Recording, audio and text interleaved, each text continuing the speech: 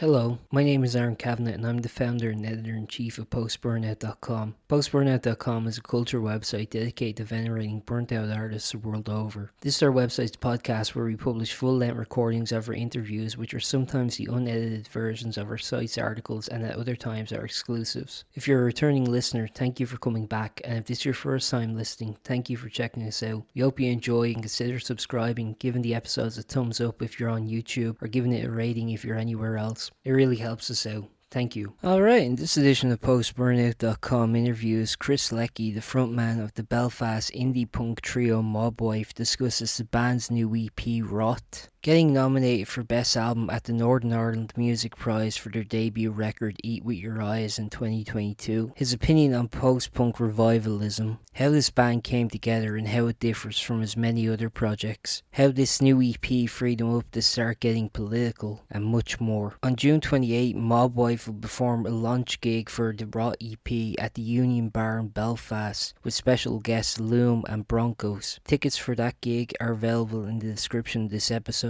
Thank you very much and enjoy. Hey Chris, how's it going? Can you hear me okay? Yeah, can you hear me okay? I can hear you perfectly. Is just us Right. or will the others join us? Sorry? Will it just be us or will the others join? No, it's just me. The other guys are working. That's perfect, man. That's all I need. How have you been? Good, how are you? All well, man. I was trying to take you too long, man. I was gonna ask with the like for my kind of like I guess cursor research into the band. The one thing I noticed was that like this band kind of came from the dissolvement of other projects that you guys have been in. I assume you kind of like knew each other from the music scene, or like were you mates independently from that, or was it kind of like did you just meet through the music scene? Wilson and I met each other when we were both about 14. He used to Mm-hmm. play in a band called, what was it called? SRG, I think. And I used to go to these shows in Newton Arts. They were in like a church, and it was just like local bands, like really pretty bad local bands would play. Mm-hmm. So like these It's a all rite of into passage. yeah.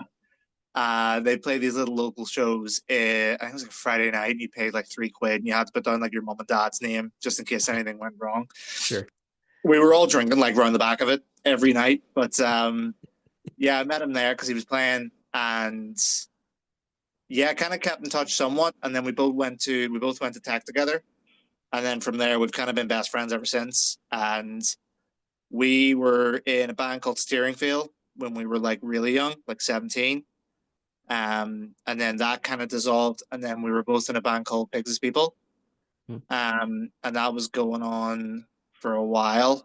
Uh, and then after that kind of fell apart, I moved to China and just sort of stayed there for a few months. And then when I got back, I kind of wanted to start something, and then Wilson joined Mob Wife about a year and a half or a year after. We had a drummer before, and then Wilson joined, and then Carl and I met at a house show about 6 or 7 months before we started Mob Wife. So yeah, we've all kind of like Wilson and I have been friends for years, but then with Carl, we kind of met through the music scene and through that because there used to be a lot of house shows in Belfast, and I kind of met him through that. I have to say, it's an interesting thing you mentioned there. I've never been to a gig where you need a primary contact to get in. Yeah, a It's like bit going to the weird. hospital. Yeah. Actually, I want to ask something there. You kind of just mentioned you said you moved to China. Was that like for career, or were you just kind of like looking for something different? I finished uni and I didn't really want to get like a real job because Hmm. all my friends were kind of just going into like call centers, and I was like doing the hospitality thing, and I kind of went, I don't really want to do this. I kind of just want to just go do something else. So I got the opportunity to just go to China, and yeah, it was fun. It was weird. It was really weird, but it was cool. It was cool. But like after 8 months, I kind of just wanted to come home because I especially missed making music because I found it really difficult to kind of connect with anyone out there, especially not knowing the language. And Sure. from what I could gather, I couldn't really see any kind of alternative scene out there, especially anything with punk music, because I think because the government's probably so oppressive, it's a bit difficult for that to sort of flourish. Yeah. So I never really found that, so I came home and then started this. And now this Podcast is banned in China. Yeah, What part were you in, if you don't mind me asking? I was in a place called Chengdu, which Mhm. was it's in the Sichuan district or Sichuan region or province or something or whatever, and it's mainly known for like pandas and super spicy food. I saw both. Um, So that's where all the cultural stereotypes just come for that one yeah, location. yeah, pretty much. But yeah, it was weird. It's like coming from Belfast, which is like a tiny city in Europe of a population of probably like 250,000, Mhm. going to like China's sixth biggest city, which has a population of like 11 million, Yeah. was jarring to say the least. It was tough work. Yeah, no, because I was thinking maybe if you're in like Beijing or Shanghai or something, they'd probably have something going on there, maybe. No, I took a trip to Shanghai Okay. uh, for like a couple days, and I think it's like one of the most populated cities in the world. I think it's like close to like I think it's like 14, 15, 16 million people. Yeah. And it was rough. I was like, get me out of here. I feel like you just feel like you're suffocating all the time. Mhm. But it was cool. It was interesting. To be fair, I feel like that in Dublin sometimes we only have like 500,000 people here or something, so I in know the city. exactly. I know whenever you go from like Belfast to Dublin, you're just like, what the fuck are all these people doing here? Yeah, one thing is interesting, man. I remember going to London, which has like a population of like 6 million or something like that, and like I never felt crowded anywhere I went. No matter where I was in the city, I always felt like I had room to breathe. I always thought it was interesting. Then you go to like as you mentioned, like cities like Belfast and Dublin, you just feel like you're constantly on top of people, and shit, especially on Yeah. public transport. Um, so was Mob Life was it did it form before that trip, or was it something you did once you returned home? So whenever like Pigs People ended, Stevie went on to form Drunk Tour, Mm, and then Wilson did like his own band called January, but then he also started drumming in like a couple hardcore bands. And that was like quite an intense schedule for him, so he couldn't really like keep up with us or anything. Well, that was kind of after it, but I started doing like a kind of like folksy sort of country-esque emo-y solo project, and I really enjoyed doing it. It was good fun for like the first while, and then like after it was actually gaining quite good steam. And then I went to China and I kind of kept writing when I was over there. Because the apartment I lived in, there was like a bar at the bottom, and they had a guitar, mm, and I just used to like have a couple drinks and just like use their guitar, yeah, which was cool. And then I started like writing. Um, so I came back and kind of I was away for 8 months, and like it's kind of hard to sort of keep things up when you haven't done anything in 8 months. So I came back and then I recorded an EP called Chengdu actually, and uh, when that came out, we started to try and do gigs again, and I found like dealing with everything by myself, trying to get players in. I found it really stressful, and I started to really not enjoy the music. hmm Um, I just kind of wanted to do sort of punk music again. So I was going to do a Via Barvica show, and I had Carl playing bass for me for this gig, and then I had another guy called Mark, who was our first drummer, and we sort of went right. Well, let's do this Via Barvica show, and then once we did that, we started writing together, and then we started writing Mob Wife stuff. So I kind of came from like my old solo project, and then I kind of went, no, I kind of want to be in a band again with like my friends, where we're all kind of chipping in and doing our bits, and everyone has a say in it. So it kind of morphed into Mob Wife that way. And for yourself, I mean, do you think like Mob Life is I guess like distinct in terms of like the other projects you've been in, like because you mentioned there, like, I mean, the kind of versatility, I guess, in the projects that you've been doing. Mob Life obviously, as you mentioned, has that kind of like kind of core sort of punk sound, but also kind of meshed with kind of like kind of euphonic indie rock too. So I was wondering, like, does this feel like a very distinct entity in your own career, or does it feel like a kind of a continuation of some of the other elements from the other projects you've been a part of? Yeah, I think it's sort of like Pigs People was kind of very kind of blunt and not very clever kind of, caveman rock music, Sure. which was sick to do whenever you're like in your early 20s. And like Sure. I played bass as well, which was even more fun. So like I was just like screaming my lungs out and like just having the best time, and it was really cool. But like listening back on those songs now, I was like, ooh, you can tell that this was written by somebody with very little musical integrity or knowledge, and just wanted to like write really stupid rock songs with his friends. And Which is then utility too as well.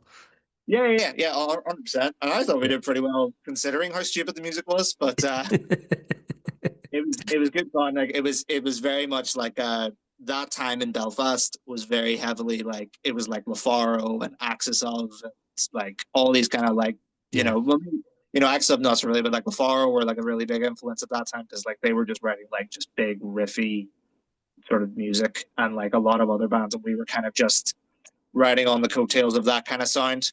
And then when that ended, I kind of was like, I kind of want to do this kind of, more introspective kind of songwritery stuff. And, I was going to university and I was reading philosophy, and, I was really beginning to awaken in my early 20s. I thought I could be like, Jason Molina or, someone like that. And I couldn't. And yeah, I think like going into Mob Life, I kind of I wanted to go back to something that was kind of quite heavy and guitar driven and sort of, kind of that Albini sort of sound, but just maybe a little bit more aware of itself, a little bit more introspective. And I think that's kind of where it's kind of gone from like, really dumb, heavy, hardcore music, you know, paneling through a sort of attempt at being some sort of troubadour songwriter and into this. So it is kind of a continuation. When you say Albini there, do you mean from a production standpoint or an engineering standpoint, as you prefer, or from a musical standpoint? Because I actually, when I was first listening to Mob Wife, I was getting kind of like auras of shellac. Yeah, yeah. I mean, like that music is stuff that I kind of like, grew up on. Well, not grew up on, but it's stuff that you kind of do the usual thing of like you get really into Nirvana, and then Yeah, you're like, ooh, who's this band, the Jesus Lizard? Oh, he's yeah, cool, or they're cool. Oh, who produced them? Steve Albini. Oh, he's in this band, Shellac, and you kind of like go down that sort of pathway, and so yeah, I guess like that sort of style of music and that kind of sound always influences us. I know that Carl, whenever he produces us, always has that mindset of like, it kind of needs to come from that school of thought with yeah. production. It kind of needs to a little bit be a little bit more raw, a little bit more rough and ready. Definitely not as polished as some other, because Carl is a really good and really well respected producer in Ireland. So he sort of knows that with us he needs to do it a little bit different than what he would do with like a folk act or stuff like that. So yeah, I think like the Albini sound is kind of definitely a core part of our DNA. Yeah, Nirvana is a great gateway drug, I think, for a lot of people to get into kind of more, I don't know, more out there music, for lack of a better term. I, For yourself, when like Mob Wife was kind of starting, I mean, what were you listening to? ooh, so whenever like our first song that we ever wrote was a direct ripoff of a song by a band called the Constantines. Hmm. I forgot the name of the song, but I remember hearing that song and thinking it was great. And then I was just like, I'm just gonna copy this. And I mastered well, I believe, until I remember showing Carl, because Carl, I wrote the song, and then I showed Carl, and Carl was like, "This is great." And then I was like, "What do you hear the song that I ripped off?" And he was like, "Are you serious? This is like literally exactly. You haven't been clever with this at all." But I think like the Constantines at the time, the starting Mob Wife, like the Constantines were a band that I really liked. I really liked, and still to this day, really like a band called Pile. And then sort of other bands from that record label as well, like Oblov and stuff. I listened to them a lot. And then I sort of still had like the old influences that I really liked, like Dead Kennedys and Bad Brains and Fugazi, and like they all kind of came in as well. But I remember I was working for like a pharmaceutical company, and all I did was listen to like one Pile record on repeat over and over and over and over and over again.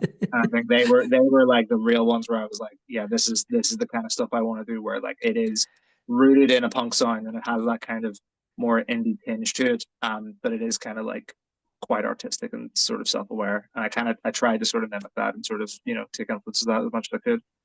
That's actually a beautiful image. Listen to Pyle while working in a pharmaceutical company. Yeah, man, I was literally like listening to Pile and then like signing off for drug contracts for ketamine in Slovakia.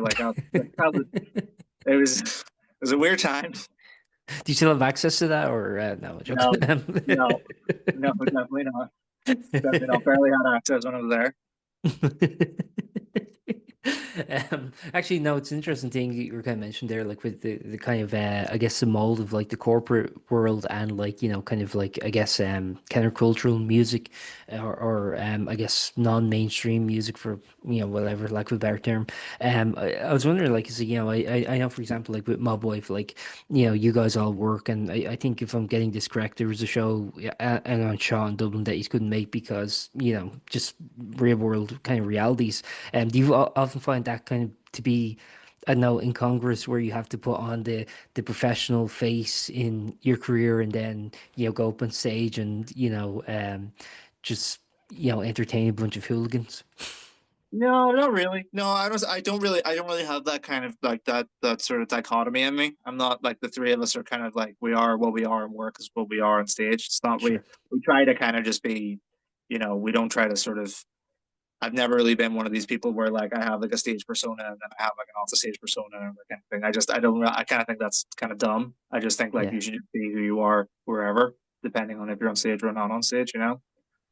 No, because I bring up the question because like obviously you're new EP which we're gonna get into raw. I mean there's obviously a lot of critique of I guess modern living and particularly things like urbanization and even like very personal like subject matter that it's very like individual and idiosyncratic and it's sort of brought into this broader context. I mean it's an interesting thing because like I guess you don't it might seem, like I said, kind of incongruous to kind of mesh those teams together, but I think actually it kind of serves as a bigger portrait, I guess, of what it means to be alive today, and that kind of mix of um uh personal experience and I don't know, just the collective experience that we're all kind of facing with that kind of urban living and things like rental pricing going out of control and people having like shit job opportunities and all these things.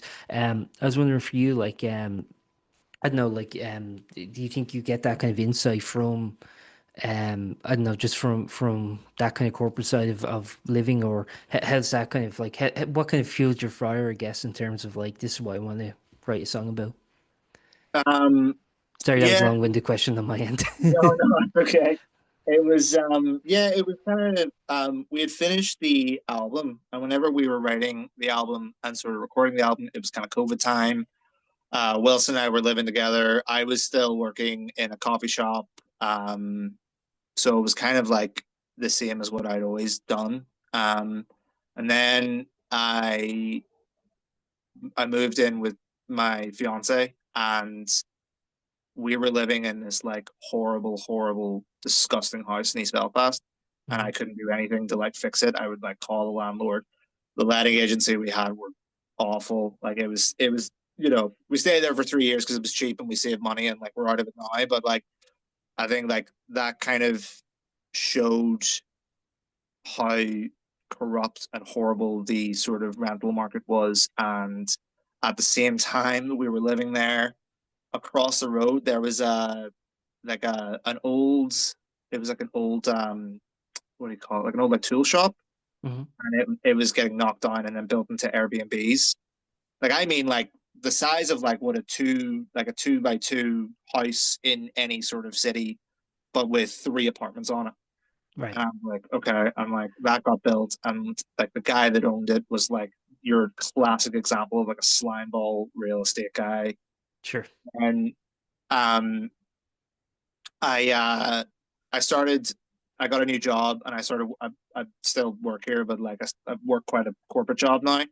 Mhm. It's a bit easier for me now because like I get to sit down and work and make money, which is good, and the money is a lot better than working in a coffee shop. But that didn't really like. I always knew about that kind of world, and it doesn't really bother me that much as far as like my writing goes. But I always remember like because I have to go into town a lot more, like the center of Belfast. Mhm. I used to walk into town, and like there used to be this old like punk venue called the War Zone, Yeah, and yeah, yeah. Another Warzone. yeah, it's now knocked down, and it's a student accommodation that's owned by Okay. Goldman Sachs. And I was like, and then there's like all this construction going on, and they're just like knocking down these cool buildings and building this like student accommodation where it's like 500 quid a week to live Yeah, there, and it's shite and just so that was like that the kind of urban landscape of Belfast changed, and obviously like post COVID and stuff, things have been difficult for everyone with like cost of living and stuff like that. yeah, And like I think just seeing these like you know conglomerates kind of buying up parts of the city and just turning them into like unrealistic money machines, it just kind of it just annoyed me. I just really, I don't know. I think at that time as well, because I was really struggling to save money to like buy a house. I'm like, that's all I wanted. I just wanted to buy a house to have for me and my fiance and just live there. And I got there eventually, but I think during that time, I kind of was feeling really frustrated because it was kind of, I would be walking to like work or the gym or something, and I was just like walking past these like ginormous buildings being built for these people to exploit like students or, just even like there's this like apartment building is quite big. It's quite a nice apartment building. I think the rent in there was like more than like the average in entire Belfast. And like I was just like, this sucks. So mm, that kind of really just annoyed me. And it yeah, it just fueled a lot of like what the EP is about, which is about kind of the sort of it's not it's kind of like an industrialization of the city, but it's like the wrong type of industrialization. It doesn't serve anyone except for the people that own it, and that yeah. isn't right. Because like I think like Dublin's an even I don't really go to Dublin very often, but Dublin is probably an even more egregious example of it.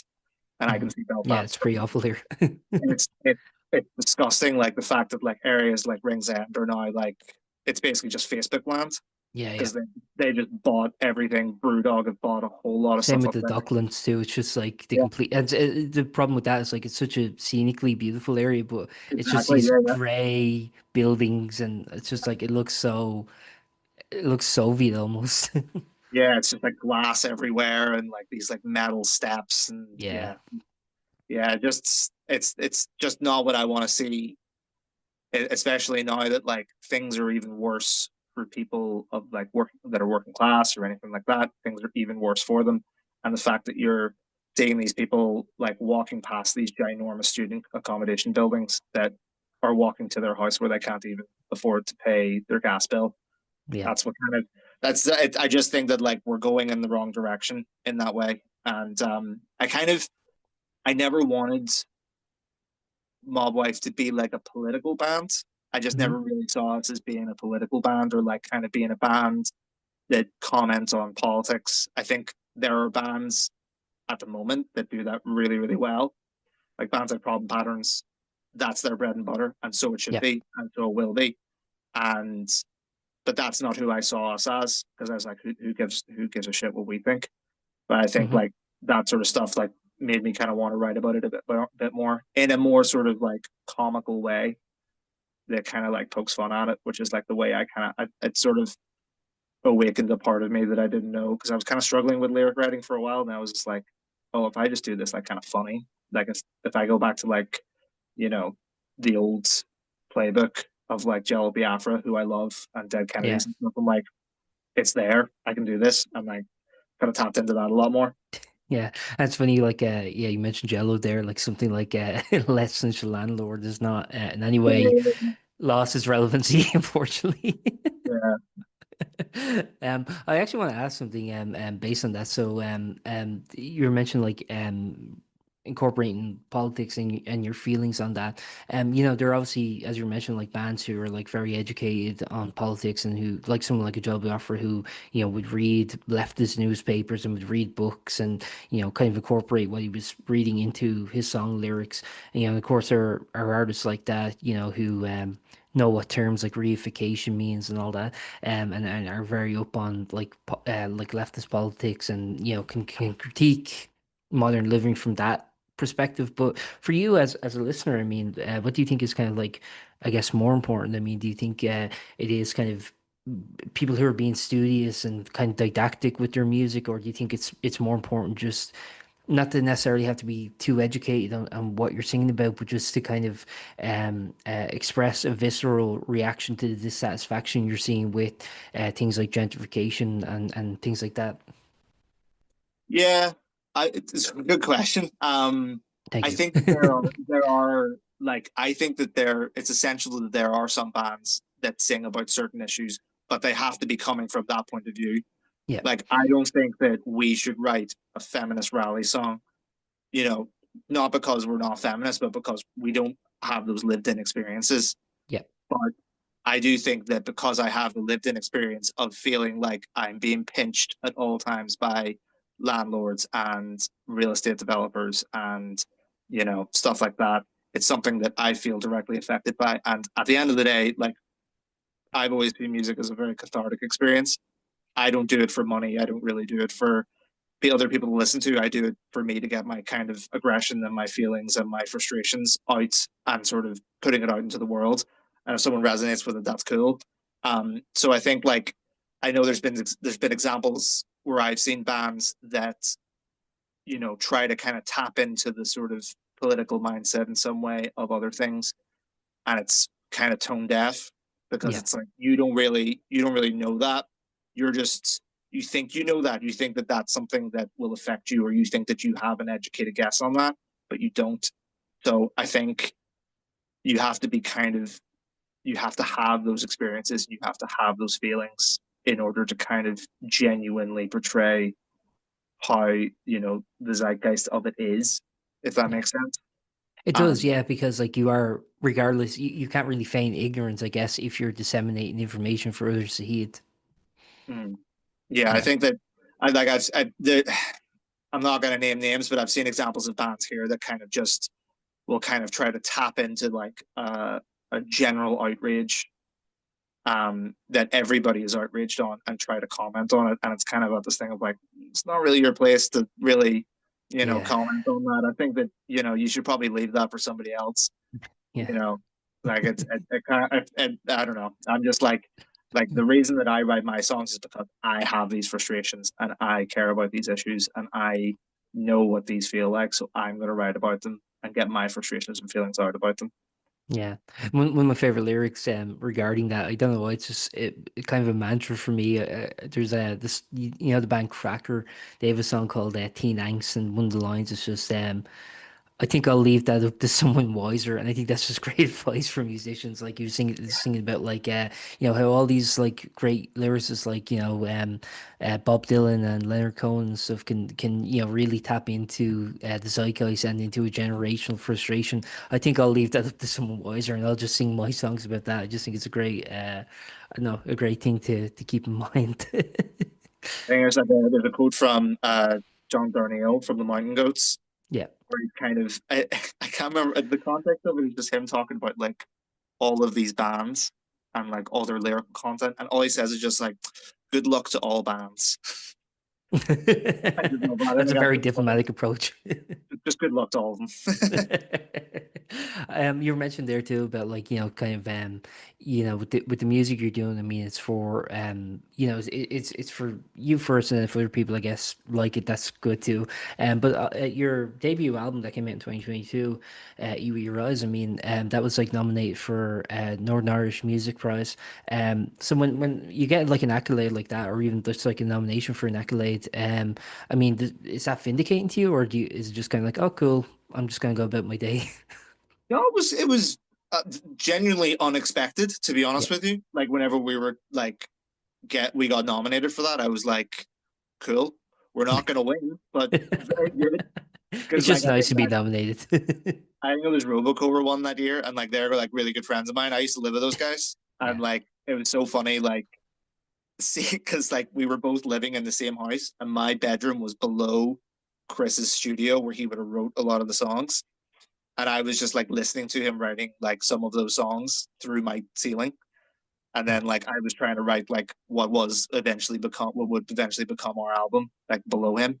But no, it was cool. It was cool. Like kind of go into that and like kind of you know it was vindicating in a way because it was kind of like, oh, okay, we actually have sort of done something fairly substantial here that deserves some sort of nomination. So we were quite grateful of it. Um, we knew like there's not a chance that we're going to win this because like I think we were up against some pretty heavy hitters, but like Sure. it was still kind of going to it being like looking up in the Ulster Hall and like hearing our music playing in the Ulster Hall and then like someone talking about our album. So it was cool. Perfect. And I guess one final thing I'll just ask is a little bit about the EP itself. When it came to, we're talking about the kind of thematic through line of it. Did you start off the EP with a concept in mind, or were these just the songs that you kind of like were parsing together, and then afterwards you kind of realize, oh, I guess there's this theme. So the writing for that EP took way longer than it ever needed to take. So we like finished the album was kind of they always say like you have your whole life to write your first album. So Yeah, and like then you have a year to the second. yeah. So we were like we kind of finished the album and we kind of had the benefit of lockdown because I wasn't working. So I literally and you couldn't go outside. So I was just like, I'm just gonna write. So I wrote most of it during COVID. Um, and then after we kind of finished the album, I've always had this thing where like anytime I finish like a body of work, I always like to kind of like listen back to it and like kind of like almost like audit it and like check it Yeah. just to be like, well, that was good, that wasn't good. I don't want to do that anymore. That was good. So we kind of did that with it. And I think like one of the like general criticisms I always had for the album was that a lot of the songs were too drawn out. Um, because I think the reason is because it was just me writing them, and I was kind of bringing them to the lads eventually in a practice space, and then we kind of just went off that and then just recorded them when we should have probably like hammered on them a little bit more and like refined them a bit more. So like it listening back, there are parts of it where I'm like, this is a bit raw. This should have been sort of refined a bit better. Um, so whenever we started to write again, we were like, okay, well, we'll just do an album because, like, that's the next logical step is to just do a second album. And as it kind of started going, we wrote maybe like upwards of like 15, 20 songs in the like two years it took to write the EP.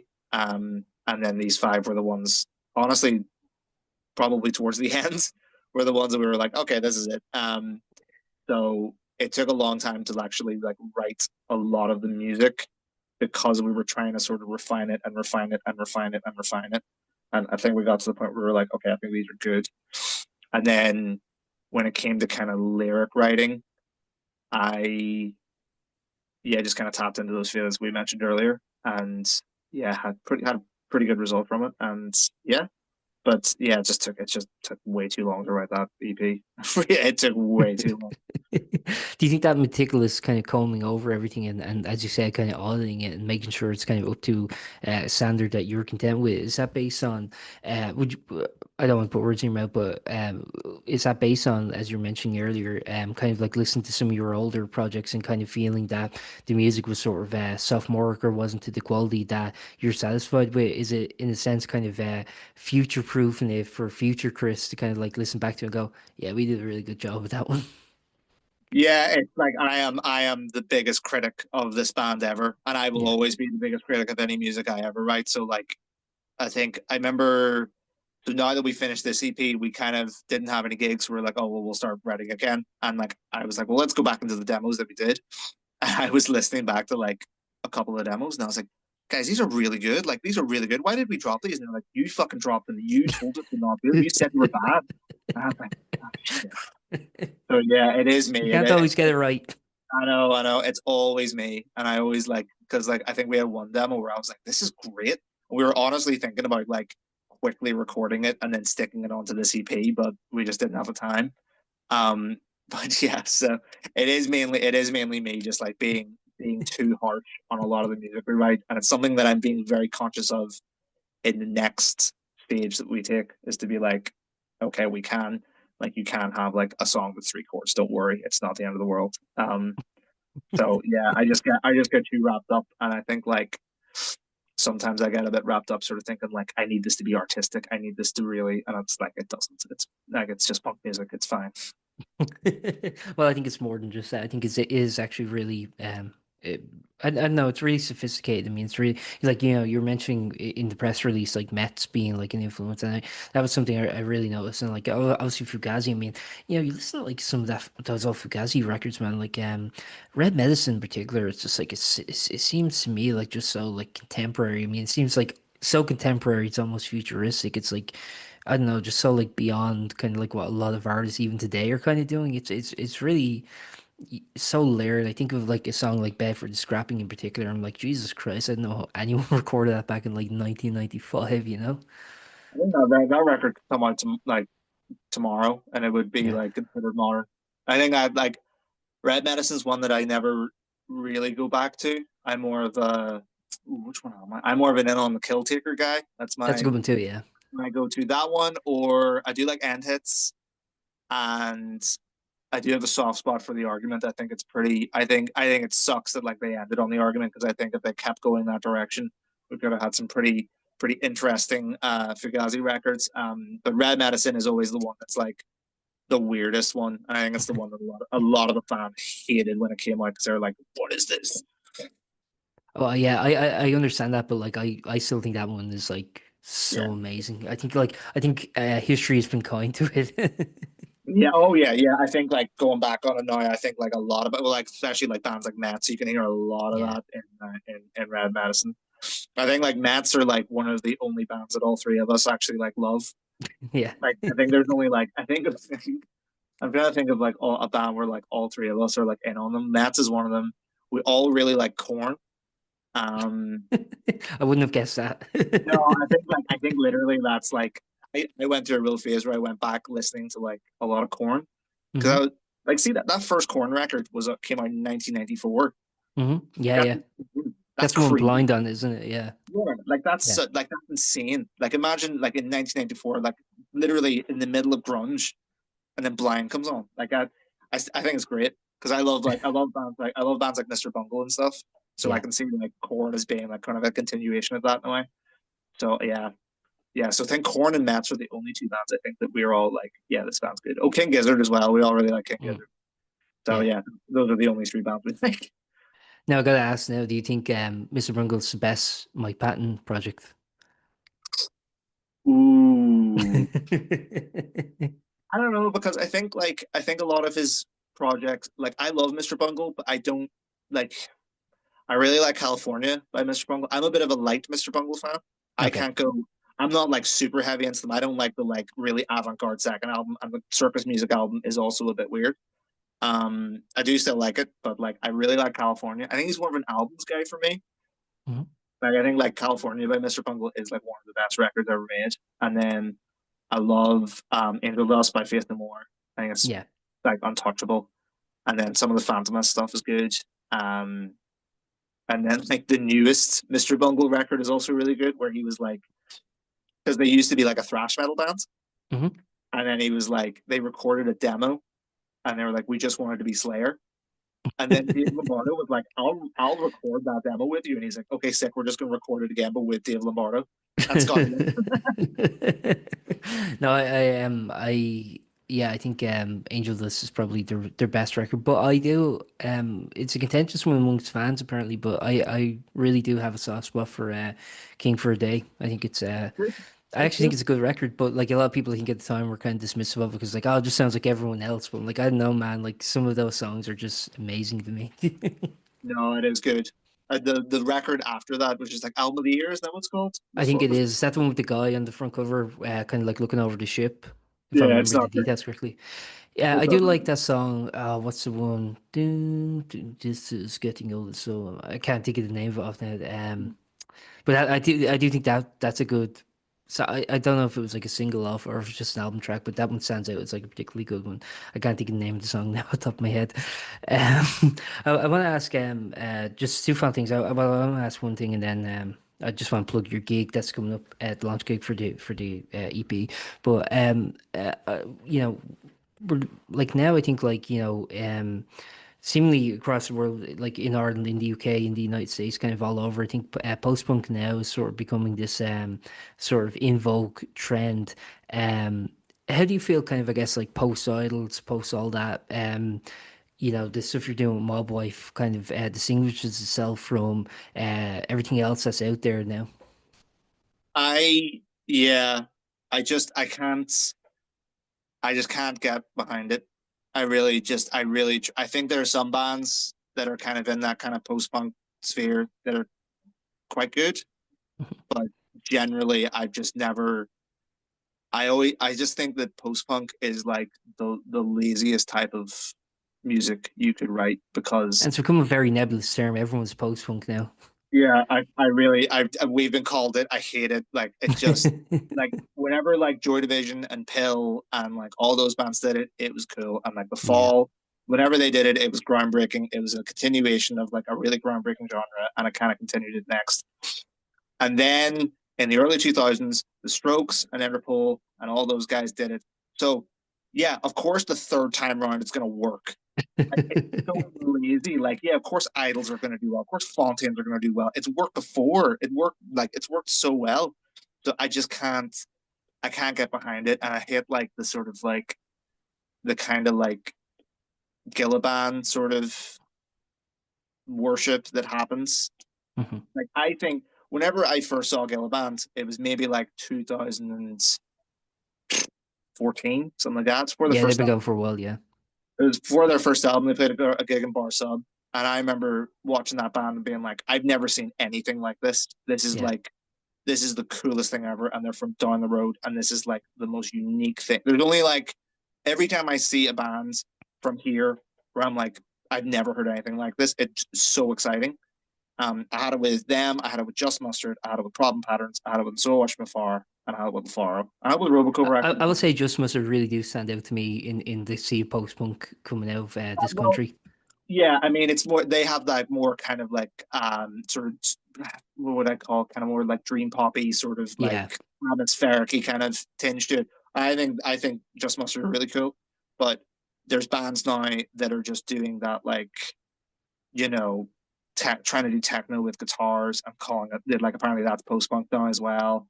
And it's like, it really annoys me because it's like, this was a unique thing that was done by four really unique thinking individuals, and now I feel like it's kind of just been sort of. I suppose that's Ireland because I mean, when Adabisi Shank were about years ago, everyone just did Adabisi Shank, Yeah.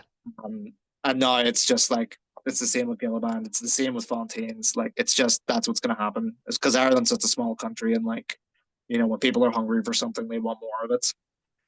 And I think especially at a local level, because especially with band stuff like like Fontaines and stuff, like Fontaines are like going to play Dublin once every like 3 or 4 years now. So more bands are going to be like, well, we can do the Fontaines thing, but we're on every night. So I think like the post punk thing, I mean, it just kind of it just kind of makes me sad that like it's just not as forward thinking as it should be. It kind of does seem to follow a trend that I don't really particularly care for.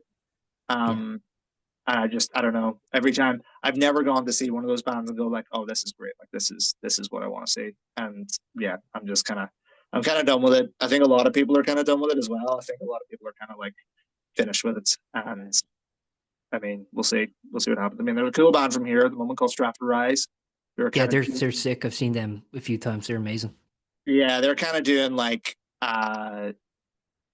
they are sort of probably influenced by those bands in some way, but like I saw them support the Jesus Lizard. I'd never seen them before. Yeah. Um, I saw them in Dublin supporting Jesus, but actually I've seen them before. I just think they're great. and I was like, it's so funny because I think the bass player's dad used to teach me. Oh, really? Yeah, yeah, yeah. He's cool And because he comes out like they. What I love about that band, man, is that they just come out and they look like, I don't mean this derogatory, but like in a derogatory way, but like they kind of look kind of like 12-year-olds and they look kind of like, just like in their suits and look very prim and proper. And what I loved was like, because I seen them before when I was at that Jesus show in Dublin. um I was like kind of I knew what to expect, and I was kind of looking at the crowd to gauge reaction because yeah, they just come on, they're very polite and they're just like, good evening, thanks for coming out, and they just like go into the most like neurotic music you've ever heard in your damn life.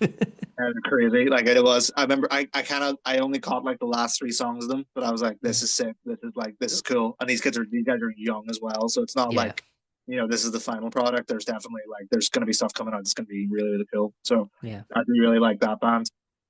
Yeah.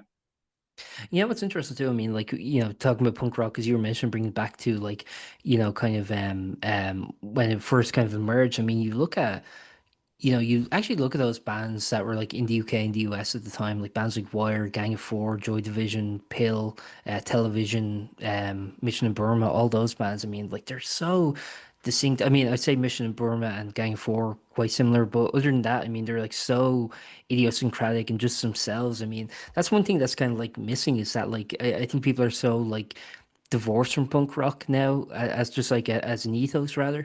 And it just seems like as you said, like they were kind of just elevating it and they were taking things from like all different elements, like whether it's like Velvet Underground, or whether it's like taking things from like jazz or beat poetry or whatever, and just kind of like making it themselves, or even like the aggression of the first wave of punk.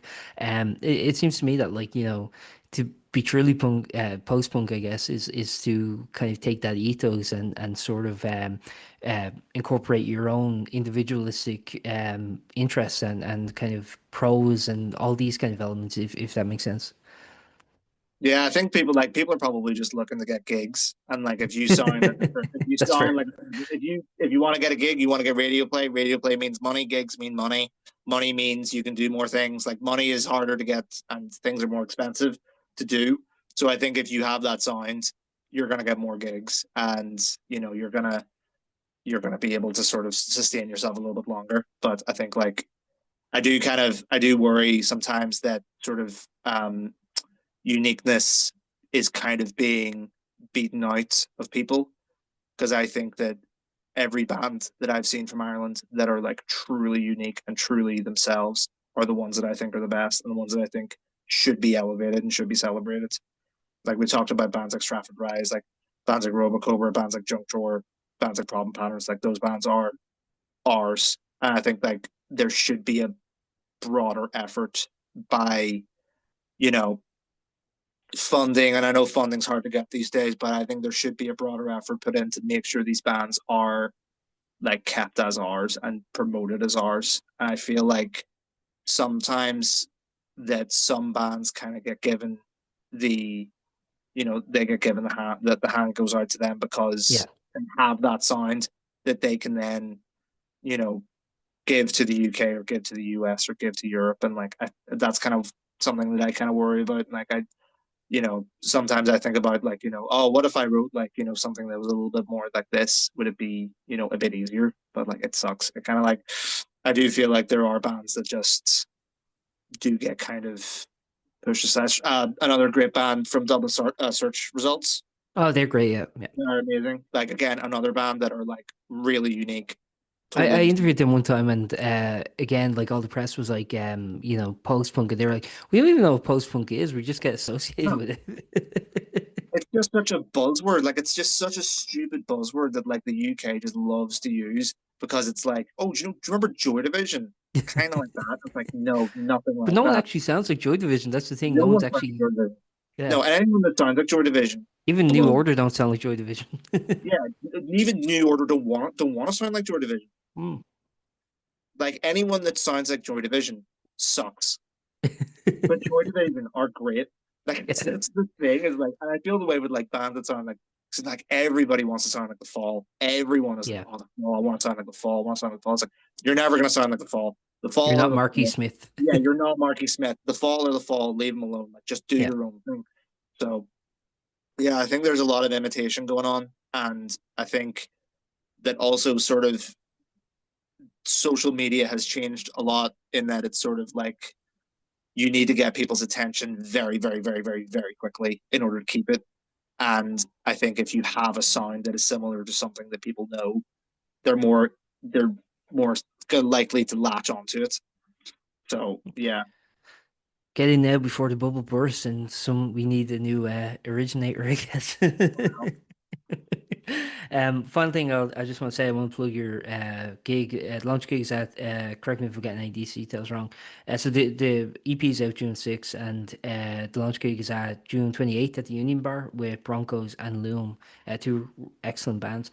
I was wondering how you kind of, I don't know, decided to do the Union Bar, because like again, it's such like a rite of passage for, I think bands in the Belfast scene to play. So I'm not saying that's like a rite of passage for you. I mean, I'm sure you're very yeah, yeah. familiar with it, but you know what I mean? Like it is that kind of thing where, every band from Belfast gets their start there, it seems. So yeah, was there any kind of sentimental reasons for choosing? I was like, yeah, that was the place that was free in the day.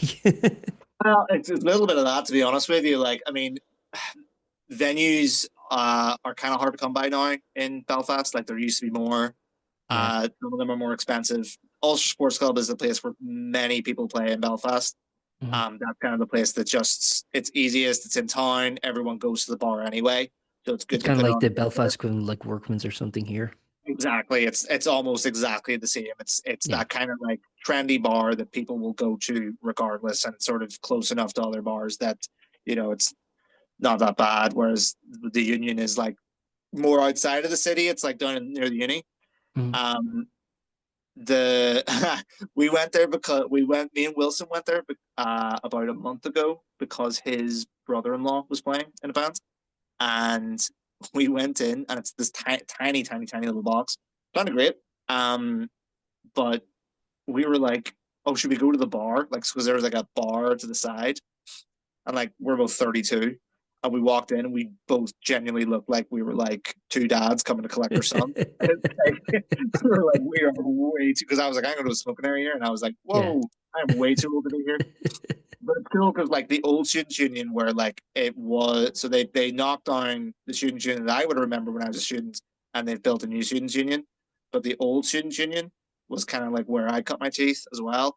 So it's kind of cool going back to that because like I think having a venue, I think it's really important for people around that age when they're going to uni. Because whenever you go to uni, you kind of don't really know what you are because you're just out of Yeah. school. You're kind of like, probably have just moved to Belfast or whatever for the first time.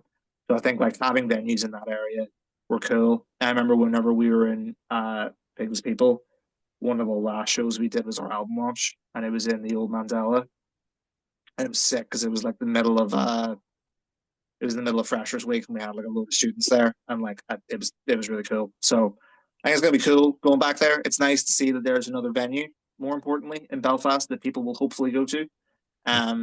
That isn't the Ulster Sports Club, or isn't like or isn't That's the one thing Belfast like really preserved that Dublin didn't, was like, the uni gigs, because like, we used to do gigs at like UCD and Trinity down here, and like that's just gone. Like Trinity does the Trinity like summer music or whatever every year, but it's like, they just build a stage out in an area to the side of the actual building itself, and it's like, but it's like popular access because like it's a 5,000 seat, I think.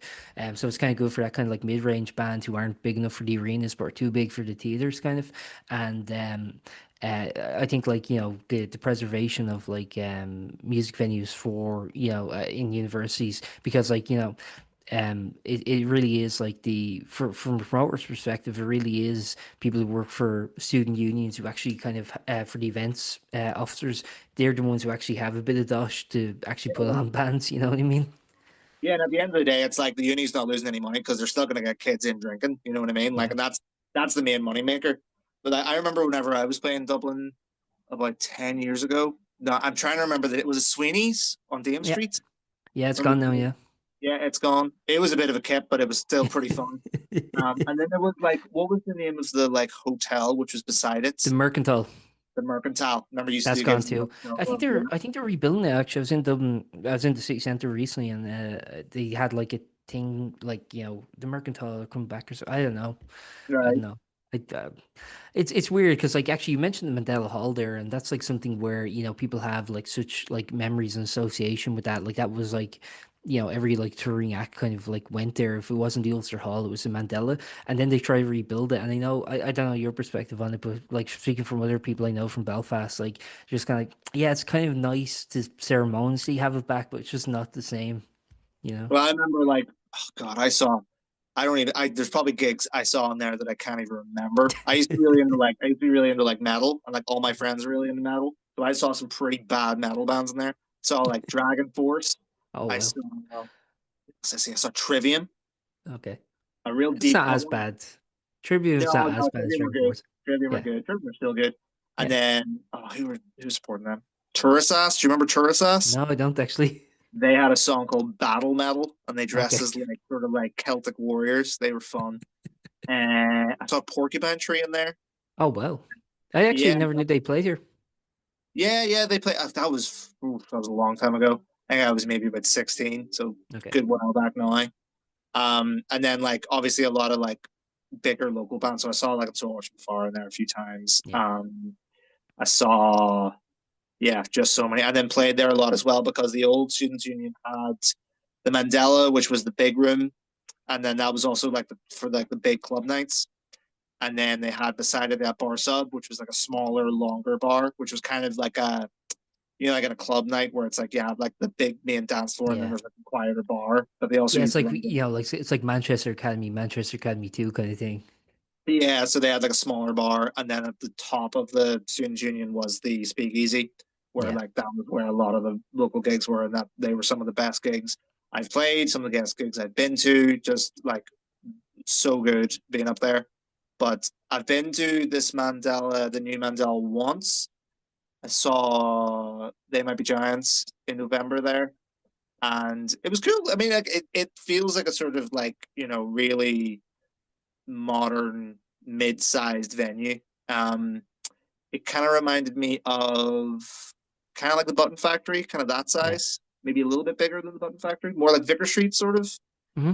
It kind of has like that sort of vibe to it. It's like a kind of like decent, you know, mid-sized venue in Belfast, which is cool because I think like the only places that were really for that kind of size were like Ulster Hall and I suppose Limelight One would be a little bit smaller, but that would be another one. And then after that, you're up to like the bigger venues. Yeah, it's interesting actually because I think like since the old Mandela closed, the Limelight is kind of taking its place. That's how it seems from my perspective. I don't know if you feel that way too. Yeah. The Limelight is definitely because like Shine have such a they've such a presence in Ireland. Yeah. So and also the Telegraph building, they own the Telegraph Oh yeah, building, yeah. which is just like a big concrete box. So it's not fantastic for gigs. It's kind of that more kind of like Berghain Berlin club night kind of thing. They're trying to It go looks for. like secretive, like when you see it. It just looks like just like in the like a business building that you see in any street. It doesn't seem like a venue. It just seems like you could just walk past it and not know anything was happening there. Yeah, it's just a big red like Yeah. gate, and like you go into it. I've only been in it for a gig once. I literally went in there to see a support band and then left. Um, but yeah, the old Mandela is near and dear to my heart, and it was underground. It was like in the basement, and they built on top of it. So I think it's still there. I'm gonna find out. That's my mission for the launch night. Go on Come, an expedition. come for the music, stay for the discovery. Bring your pickaxe and your spelunking gear. I don't think they filled it in. I think it's still there. I'm gonna find out. I'm gonna go down. I'm gonna be like, is there a basement? Show me the basement, and I'm gonna find it. As I don't think they filled it in. I think it's still there. You'll see the ghosts of drunken students past. Yeah. You'll see like a guy that's still there, and he's like in his mid 40s. Chris, man, thanks very much for chatting with me. I really enjoyed it. Is there anything you'd like to add before we wrap up that we didn't cover or people should know, anything like that? No, I mean, like, yeah, gigs at the 28th. EP's coming out. It's pretty good. Took a long time to write. Fairly proud of it. The distilled And you version. should be proud of it. It's really good. Thank you. The last riff, I don't know. Actually, released as a single, so I guess people can listen to it now. But the very last riff on the song really was an earworm for me. It was something that was sticking with me kind of all day. So Yeah, yeah. I gotta be honest with you. I quite like that song. Yeah. Pretty proud of that one. But yeah, that's it. Just like EPs coming out, and then after that, who knows? We'll see. We're still trying to kind of juggle our real lives with our rock star dreams that we're trying to chase at the same time. So we'll see. Well, that's good because then, like, when you do a gig, people can appreciate more. It's not just like, "Ah, I'll see them next week." Yeah, yeah, yeah, yeah. Yeah, I wish it was like that. No one shows up. Thanks very much for your time, Chris, and enjoy the Thank you rest very of your day, much. man. It's really like chatting with you. Cheers, thank you. Take care. Thank you for listening to that episode of Post-Burnout.com interviews. We're an independent venture run by yours truly, and as I said at the beginning, liking, rating, subscribing, and sharing really helps us out a lot. If you're feeling extra generous, we do have a PayPal donation link in the episode description, but don't feel obligated, of course. We've also begun releasing occasional exclusive episodes on Spotify, so subscribe there if you'd be interested in hearing those. Thanks again for listening, and see you next time.